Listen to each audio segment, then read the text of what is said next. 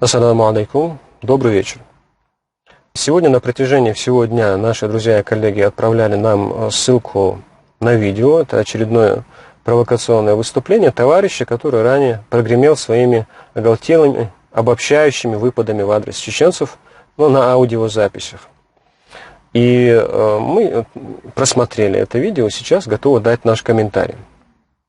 Начинается это видео с того, что этот человек берет в руки наш труд, мягко дает, академическое издание, и, не комментируя содержание этого труда, сразу переходит к картам, то есть к приложению, заявляя, что вот, дескать, чеченцы рисуют карты, имеют территориальные претензии по отношению к Дагестану и занимаются подлогом истории. Дело в том, что если бы этот человек был знаком с данным трудом, то есть знал его содержание, к картам он бы не обращался. Это первое. Второе. А может быть, вся книга посвящена тому, чтобы опровергнуть содержание этой карты. Это второе. Третье. Если говорить о самой карте, то это карта Европы по Вестфальскому миру, то есть 1648 года. А карта взята нами из атласа, который выпущен, внимание, Главным управлением геодезии и картографии МВД СССР не ахти когда, а в 1950-е годы, то есть при живом Сталине, было несколько переизданий прижизненных и после, и при чеченцах, которые были на тот момент, естественно, депортированы и находились на территории Средней Азии. Собственно говоря, это все, что можно и нужно было бы сказать по поводу выпада в адрес этого труда. Что касается остального.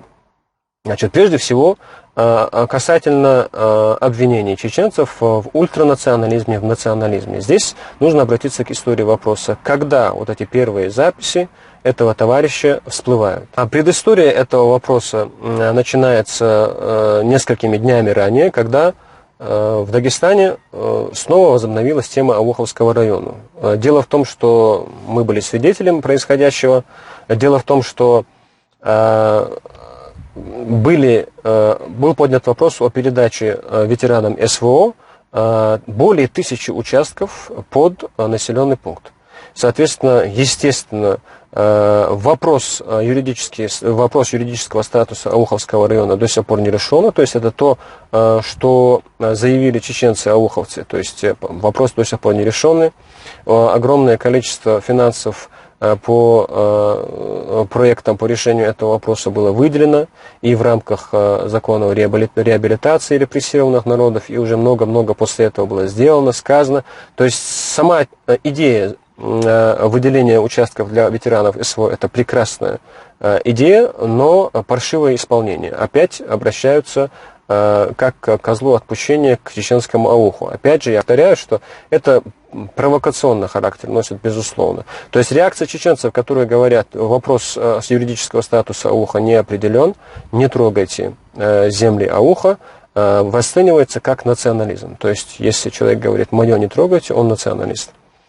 Такой подход к этому вопросу подтверждается и тем, что вот тот же товарищ на своем аудио потом заявляет, что олимпиец, это я цитирую, вместо фамилии человек говорит олимпиец, речь идет о чеченце Жамалове, тоже националист. Почему? Потому что он, выиграв для России олимпийское золото, являясь воспитанником этнической чеченской школы вольной борьбы, он как достойный человек, как патриот, как выходец, как чеченец, обращается на чеченском языке к родному народу, благодарит его, поздравительное слово говорит чеченцам, за что мы благодарны ему и тоже поздравляем его с этой победой. И вот это тоже расценивается товарищем как национализм. Дальше переходит тема к обвинению чеченцев в территориальных выпадах, в постоянных непрекращающихся провокациях, что вот, дескать, чеченцы мечтают завладеть территориями Дагестана. И вот это видно по деятельности блогеров, там кто-то сказал, кто-то написал, кто-то рассказал. А если отодвинуть тему сказал, пересказал, написал и перейти к фактам, юридическим фактам, давайте их рассмотрим. В первую очередь, вот вы упомянули Дагестанскую историческую школу. Да, действительно, она существует. Что сегодня делает Дагестанская историческая школа? Она активно лоббирует идею того, что чеченцы не проживали на территории Ауха до 1765 года. Причем появление в этом году чеченцев в Аухе происходит под патронажем, то есть под покровительством кумыкских князей, чуть ли не на птичьих правах. Естественно, сразу у исследователей, ученых возникает вопрос: подождите, а как же Окотские, Кахостровы, то есть все те чеченцы Ауха, которые не просто проживали на территории Ауха в 16-17 веках, но еще не говоря уже про 18 век, но еще и были активным мостом, действующим мостом политики русского царства на Северном Кавказе. В том смысле, что шла объединенная борьба против турко-иранской экспансии в регионе, и в этом смысле чеченцы и русское царство были стратегическими союзниками. И здесь заявляется, что вот эти вот личности, а вся советская историография, вся советская историческая наука для нее является энциклопедической истиной, то, что все эти люди являются чеченцами ауховского происхождения. Значит, что они, Дагестанская историческая школа заявляет, что они являются адыками. Если даже игнорировать весь пласт исторической литературы, который накопился за советские годы, за годы царской России, и перейти к вопросам, ну хорошо, в документах что говорится о Шихе Окотском, например, что Шихово племя проживало на территории верховьев Аргуна.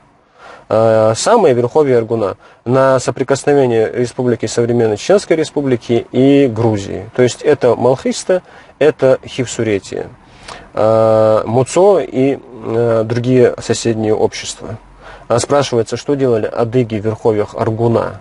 Вы вообще представляете себе географию расселения этих племен и их происхождения? Например, адыгская элита, в первую очередь кабардинцы, черкесы, как об этом сообщается в источниках, вы часто любите ссылаться на источники, как об этом сообщается в источниках, презирали вообще жизнь в горах, она была им чужда, презирали жизнь в башнях горцев, территория которых стала им подвластна.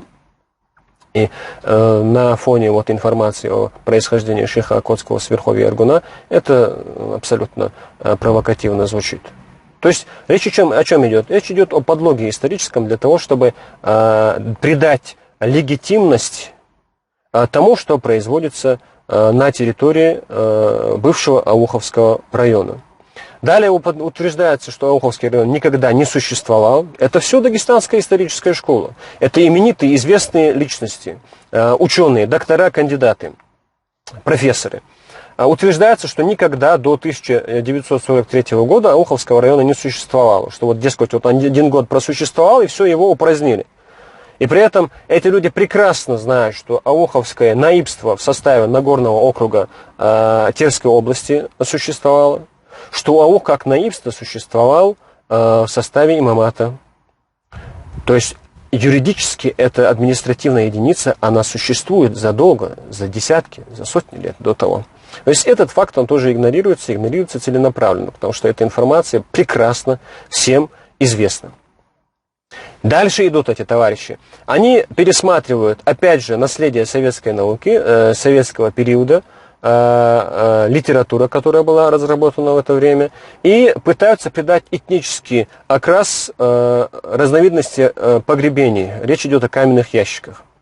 Ясно, какому этносу они пытаются приписать. Зачем это делается? Затем, что одновременно с этим, опять же, теми же личностями, мы пока что не называем фамилии, теми же личностями продвигается идея, что вся территория от Аргуна, то есть правобережье Аргуна, она этнически принадлежала аварцам. То есть это мифологические предания, связанные с Лекосом, там, с Дзурдзукосом и прочее. Вы извините меня, все это делается не только при полном игнорировании литературы, которая касается археологии советского периода и до того.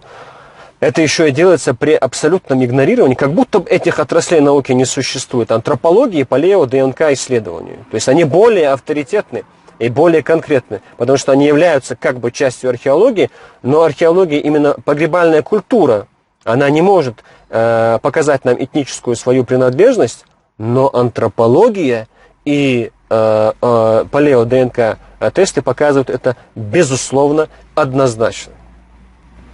На этом товарищи не останавливаются. Причем делается это все под эгидой филиала Российской Академии Наук в Махачкале, то есть речь идет об ДНЦ РАН, это страницы научных изданий, это монографии, в которых утверждается, что Шарой, что Чеберлой – это территории, принадлежавшие аварцам, что на этих территориях живут чеченцы, то есть очеченившиеся аварцы. Более того, опять же переходит к территории Норшмака, то есть Веденского и Нажиртовского района Чеченской Республики, и они тоже заявляются как этнически аварские территории. Я подчеркиваю, это не блого, это не благосфера, это не какие-то общественники, это страницы научных учреждений. Опять же, при этом игнорируются абсолютно игнорируются ДНК-проекты, которые известны и в Чеченской Республике, и в Республике Дагестан, которые ясно показывают о генетической связи абсолютно точно, о генетической связи и шаройцев, и чеберлойцев, и ношмахойцев, то есть ичкеринцев. Вообще все ичкеринцы, а это значит львиная доля чеченцев равнины, они выходцы с Чеберлоя, и Чеберлой выступал в качестве транзитной зоны с верховья Аргунского бассейна на территорию современного Нажиртовского Веденского районов Чеченской Республики. Уже все давным-давно все прекрасно понимают.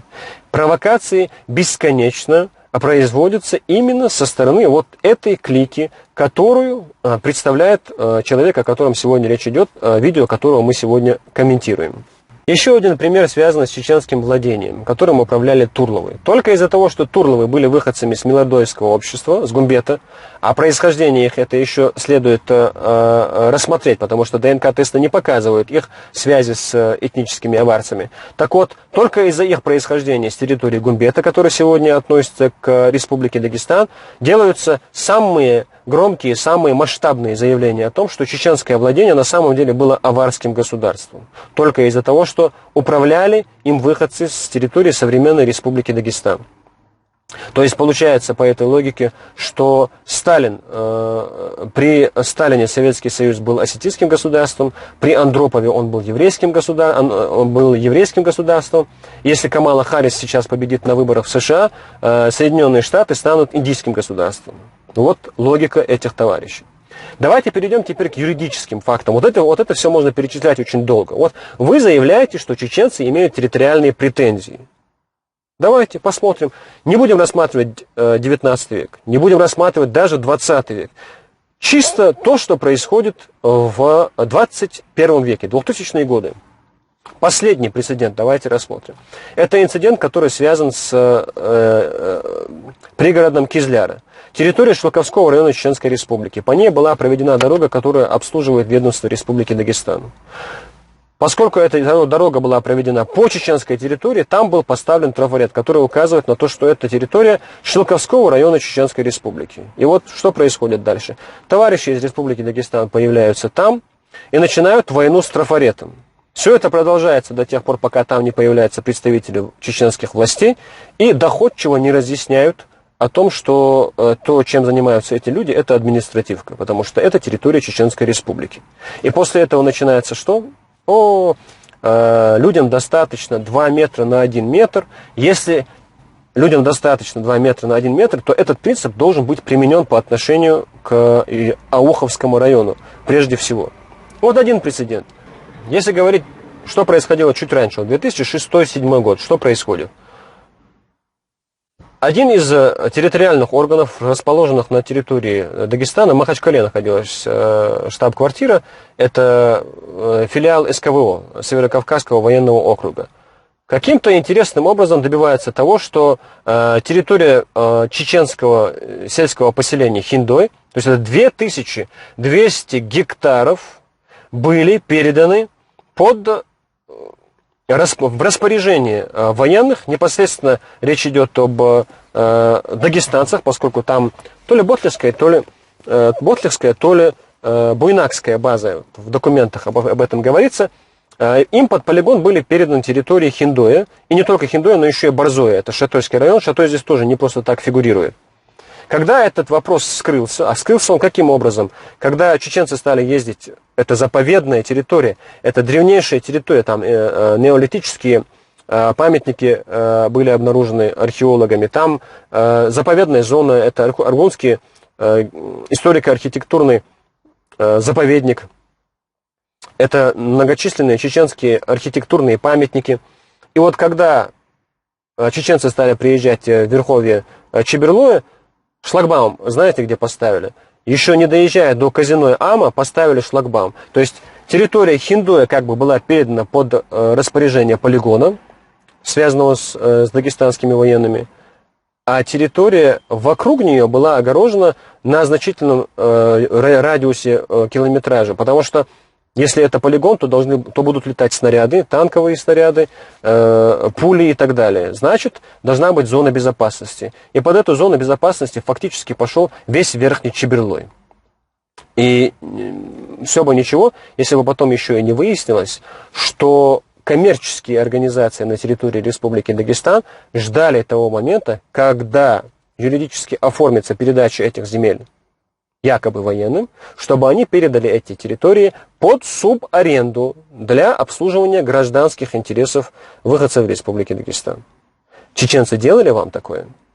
До того, что происходило в Шелковском районе, тоже 2000-е годы, когда произошел неравномерный, несимметричный обмен, когда речные пойменные земли, плодородные земли, были обменены на песчаники, то есть Шелковского района земли были обменены на песчаники на территории Дагестана. Когда это всплыло, договор был аннулирован. Это только то, что известно общественности за 2000-е годы.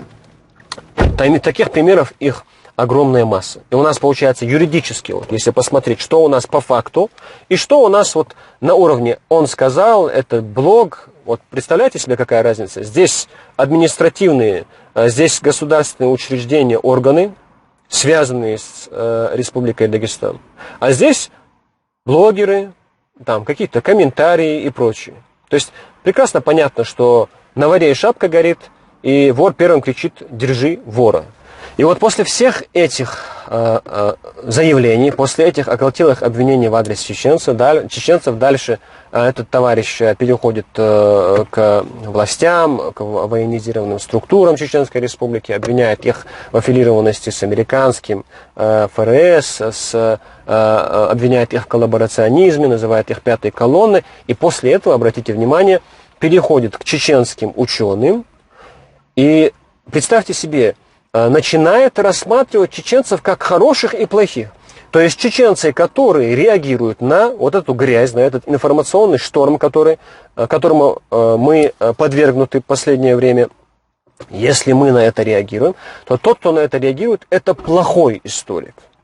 А если этот историк молчит, если он не реагирует, да еще и более того, по вашим утверждениям, он взаимодействует и помогает вам, это очень интересное заявление, то такой историк – это хороший историк. А с чего вы вообще взяли, что кто-то позволит вам заниматься цензурой чеченской науки? Кто вас уполномочил определять, кто хороший, а кто плохой историк? Если рассматривать, кто занимается провокациями, кто занимается подлогами карт, переходить на факты, факты каким образом производятся? Это не кто-то мне там сказал, и карты в конце книги. Это когда дискуссия происходит на научном уровне. То есть, если вы видите научное издание, и вас не устраивает то, что там написано, то в научной плоскости, научным языком вы говорите, вот некий утверждает, ссылаясь на то-то, то-то, то-то, что было так-то, так-то, так-то. Мы с этим не согласны, поскольку, постольку. И далее идет соответствующее в рамках научной дискуссии оппонирование. А вы пошли топорным путем. И в этом смысле, вот подытоживая наше выступление, что мы можем сказать? Мы можем сказать, что человек этот, который сегодня очередное свое выступление которого очередное мы сегодня увидели, не является одиночкой. То есть этот человек это голос определенной группы людей, люди эти известные, но мы их не называем, которые имеют свой коммерческий и политический интерес, амбиции, скажем так. Люди эти занимаются явными провокациями. Если обратиться к биографии вот человека, о котором мы сегодня изначально говорили, то в 1992 году он выступает против федеративного договора Дагестана с Российской Федерацией. В конце 90-х годов, в начале 2000-х годов, это публичные материалы, доступные для всех, он выступает в качестве зазывала, то есть он призывает деятелей, которые действовали на территории Чеченской Республики, чтобы они вторглись на территорию Республики Дагестана, что, впрочем, произошло и привело к очень плачевным последствиям КТО, которое не было отменено в Чеченской Республике вплоть до 2009 года. И несмотря на всю эту деятельность, после этого тот же человек, как ни в чем не бывало, появляется и действует и в общественных учреждениях, и в государственных учреждениях, в различных структурах Республики Дагестан, даже занимая высокие чиновничьи посты. То есть это определенно указывает на то, что человек этот старый кадровый провокатор, относящийся к группе людей, не представляющих национальные интересы, но представляющих собственные меркантильные интересы и преследующих политические амбиции для того, чтобы контролировать массу, влиять на нее, провоцировать ее негатив и управлять этим негативом, потому что только так, интеллектуально они способны только на это. Разжигать ненависть и управлять этой ненавистью, и, спекулируя на этом, добиваться чиновничьих постов, вместе с чиновничьими постами добиваться выхода к финансовым потокам и так далее и тому подобное. Слава Богу, мы это видим, мы это понимают наши друзья и среди аварцев, вообще среди народов Республики Дагестан. И что мы можем сказать? Этим людям, если бы они действительно были искренни в своей деятельности, следовало бы заняться проблемой канализации Махачкалы, которая выливается в Каспийское море. Рыба сгнила. Прибрежная зона абсолютно недопустима для купания, то есть скоро эта грязь она доберется до Избербаши, и эти замечательные зоны отдыха, даже они будут не благоприятны для отдыха, для досуга. Значит, им бы следовало заняться темой дамбы, которую поставили на телеке, которая закрыла дорогу для нереста рыбы на территории нескольких субъектов Российской Федерации, в СКФУ. Вот это по-братски, по-вашему. Кстати говоря, эта рыба, она, лишившись территории зоны нереста своей природной, мигрировала на побережье, южное побережье Каспийского моря в Иран. Значит, что еще? Следовало бы заняться вопросами мусоров в городах Дагестана. Следовало бы заняться вопросами самозахвата земель, придорожных земель при федеральных трассах. Хасавюрт – это нечто. Следовало бы заняться проблемой антисемитизма, которую мы наблюдаем сегодня в Дагестане. Аж в двигателях самолета в аэропорту Махачкалы ищут евреев. Вы извините, это очень странная картина, и мы ведь не обсуждаем все эти проблемы Республики Дагестан. Но вот дагестанские выходцы, как надзиратели, постоянно комментируют каждый шаг, все, что происходит в Чеченской Республике, и даже претендуют на то, чтобы стать цензорами чеченской науки. Этого не будет. Этого не будет. И еще раз повторяюсь, перед тем, как поднимать вопросы, кто занимается подделкой, кто занимается провокациями и прочим, имейте в виду, что если рассматривать вопрос вот в такой плоскости, то мы будем переходить к конкретным фактам, а вместе с этими фактами будем, вот такой-то сделал то-то, такой-то сделал это и так далее. И вот вы говорите о том, что со стороны чеченцев производятся провокации, давление, какие-то манипуляции с картами и прочими. Вот один из представителей чеченской науки, аспирант, который пытается защитить свою кандидатскую работу. Он обращается к различным научным учреждениям разных регионов Российской Федерации. То есть ищет себе ведущую организацию для защиты. И с какой ситуацией он сталкивается? Ведущая организация смотрит работу и говорит, ваша тема так или иначе затрагивает интересы некоторых представителей Республики Дагестан. Соответственно, мы не хотим браться за это и выступать в качестве ведущей организации во избежание провокаций. Таких фактов их очень много. Таким образом, вот та часть так называемой, как вы выразились, вернее, Дагестанской научной школы, которая связана с вами, которая аффилирована с вами, голосом которой вы являетесь, она давным-давно перестала быть научной общественностью, научной организацией. Она стала политической организацией. Политической организацией со своими агентами влияния за пределами Республики Дагестан, которые действительно занимаются лоббированием интересов или выполняют социальный заказ вашего круга. Мы это видим, мы этих людей тоже знаем. Поэтому всему свое время. На этом я заканчиваю свой комментарий. Всех благ.